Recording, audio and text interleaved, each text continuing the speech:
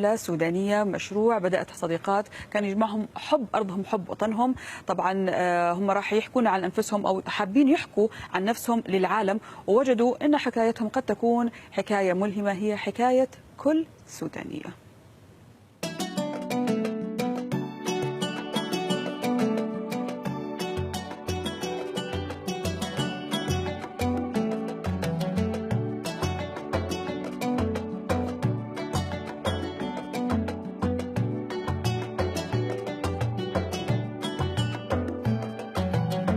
خطواته وهي بتعدي ونظراته فيهم تحدي وكلماته أنا حافظة عندي شعار وهوية.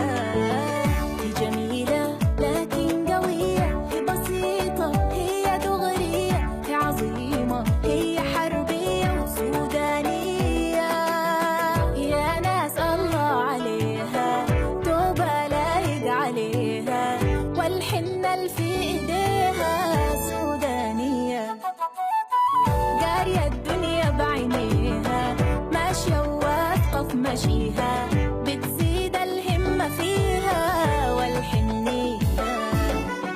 تحت الشمس الشديدة واقفة ووقفتها عنيدة، حمد الله البريدة صادقة ونقية.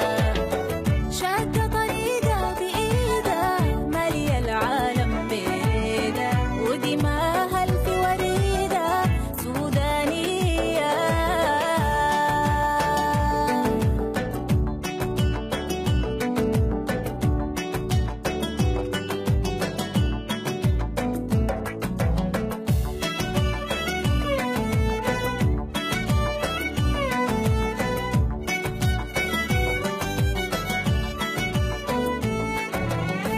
خطواته وهي بتعدي ونظراته فيهم تحدي وكلماته أنا حافظة. يعني بدو أنا قاعدين نتغزل صراحة بالأغنية، كثير حب. أنا أمانة كنت أقول قبل شوي تحت الهواء إنه فعلا أنا كان في صديق دائما يسمعني أغاني سودانية وكنت أحب الجو هذا، لكن لما سمعت هذا الميوزك الليركس الكلمات يعني أخذنا جو ثاني، وما كنت عارف إنه فعليا الكلمات كلها واللحن وحتى الفيديو كليب سوته هاجر محمد حسن. يسعد صباحك. صباحكم نور وفل ياسمين. الله شكرا يسلمك. لجين، شكرا بدر على الكلمات الجميله دي. تحيه لجمهور الام بي سي العريض ولكل متابعي صباح الخير يا عالم. الله يسلمك حبيبتي، نتشرف أوشي بوجودك، شكرا لبوكي الله الورد، يخليكم. يعطيكي تسلموا ألف يا رب. عافية. الله يخليك. وتحية للمرأة السودانية وين ما كانت، سواء كانت داخل السودان أو خارج السودان. حبينا كثير الكليب، حبينا الرسالة، حبينا هذه المبادرة، بس أكيد الكل حاب يتعرف أكثر عن المرأة السودانية. ايش طبيعه معاناتها، ايش طبيعه المشاكل اللي بتواجه المراه السعوديه؟ بنعرف انه ما في انسان ما بيواجه مشاكل، أكيد. ولكن لما نتكلم اليوم عن المراه السودانيه، المرأة السودانية أكيد بتواجه مشاكل كثيرة، لكن أهو بنقدر نتغلب عليها زي ما عرضنا في حملة سودانية. حملة سودانية حملة كبيرة متكاملة، فعلا من واحدة من أهدافها إنه هي تعين المرأة السودانية على إنها تقاوم الصعوبات اللي أمامها. إحنا عندنا صراعات في بلدنا وعندنا ضغوط معيشية، لما نحاول نذكر المرأة السودانية بحجم الباور اللي عندها وحجم القوة اللي موجودة جواها، أكيد ده بيعينها على إنه هي تبقى أفضل، وجوا كل واحدة مننا إنسانة أفضل منها. صحيح. جميل. هذا اثبات وجود اصلا ان المراه السودانيه قادره توصل وقادره تكافح وقادره تعمل، وكمان تكون مفيده في مجتمعها وخارج مجتمعها كمان. صح. أنا دائما أقول إنه المرأة السودانية وعموما السودان كاملة تحتاج فيها مبدعين كثير، بس تحتاج إلى زي ما نقول عينات أو ايكونز، ناس يقودون هذه الحملات. هذه الحملة هي حملة جديدة، وحضرتك كما يظهر لكل المشاهدين أنه أنت من أحد القياديين في هذه الحملة. وأنت بتوصلين؟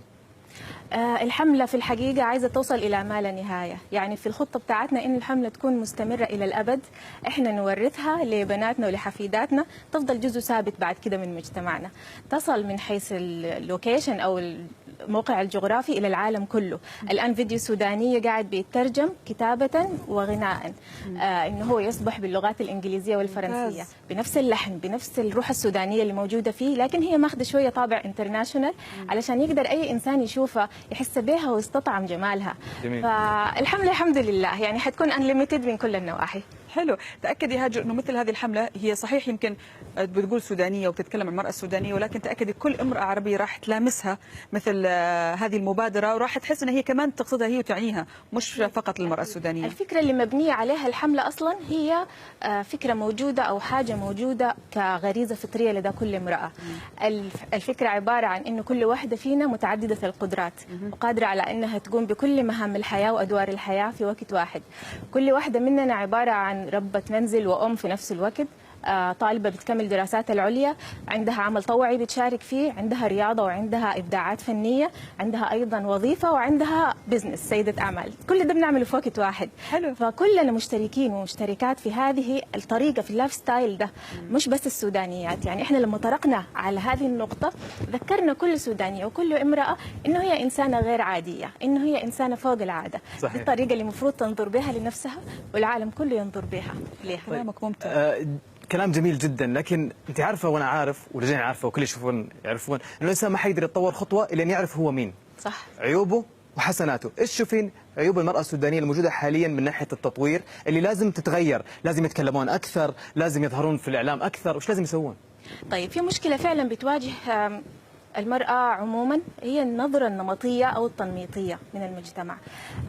ممكن أنا أكون في نشأتي متخيلة أنه أنا حأقدر أغير الكون وأصلح الدنيا، لكن أجد أن المجتمع حاطط لي حدود، حاطط لي حدود وما عايزني اتعداها. والكثير من الاحيان للاسف انه الانسان بيحجم تطلعاته على حسب توقعات الاخرين. القى انه المجتمع عايزني اكون محدوده فاصبح محدوده فعلا. في حمله سودانيه اللي احنا عايزين نقوله انه ما في حدود ثاني، كل انسانه تنظر جواها هي ممكن تعمل شنو وتضيف للحاجات اللي هي ممكن تعملها وتتطور باستمرار. صحيح. ما في شيء اسمه مستحيل، يمكن يكون في صعب بس نقدر دائما نتخطى هذه الصعوبات ان شاء الله بوجود الاراده القويه. يعطيكي الف عافيه هاجر، كثير سعيدين بوجودك معنا اليوم. ودائما كمان نقدم نصيحه لاي امراه، لا تكوني ند نفسك او تكوني ضد نفسك عفوا وتكوني ضد المراه الثانيه وتحاربيها. بالعكس، في للاسف السيدات دائما يكونوا ضد حالهم وهم يكونوا اول عقبه يوقفوا ضد تحقيق احلام واحلام غيرهم. فعلا. شكرا لك وشكرا على الطاقه الايجابيه اللي جيتنا فيها. شكرا لك، الله يوفقكم. يعطيك العافيه.